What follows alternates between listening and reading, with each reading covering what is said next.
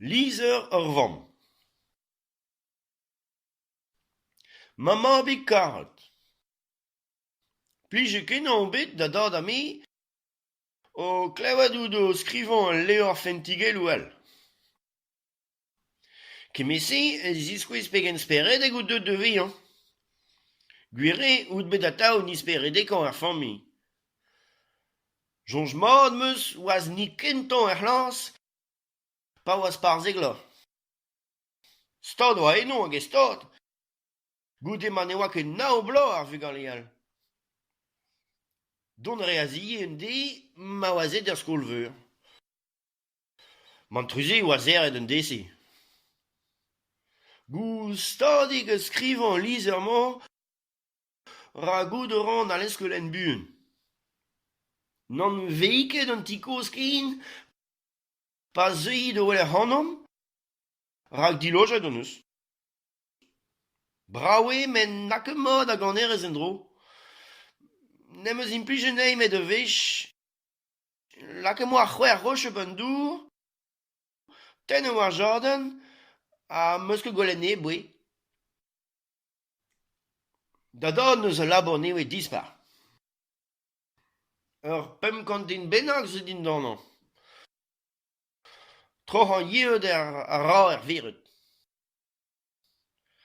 Da c'hoar Marie deus bet ur barbig wit beure, met n'o ket deuet da benn da c'hout a pot pe blace. Setu, n'on ket welar dit, a mouere pe yonnout bremañ. De gendorf Patrick a zo bet baillet n'eus ket deiste. Kavet eo bet e gorf en ur pentoniet gwin. Kouet oa-barzh div-wech. A wech kentañ oa bet en e mez gant e gamaladet, goude ma stourme outo gant kalon. Ne gwech hat, n'o doa ket gallat mirout outan lammat adarre. N'eus bet glav nemet div-wech eus unan. Da gentañ pa tri devoaz, a bremañ bouez pevar. Avel vras oa dilun. Kement ma hebe doiet memezu peder gwech gant e yarzu. Ret en skrivañ buanoc'h bremañ rak ne chom ket kalz al liv ken.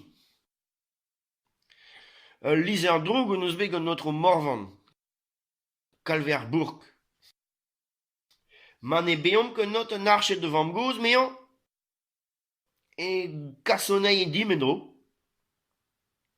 Tennet eo bet ma den kozh digeni ha prenet zo o skinwel nevez. War ni kozh vijemont eus kaleiañ war nol chadennoù. Ken vejal ha mate rok. Da vamm.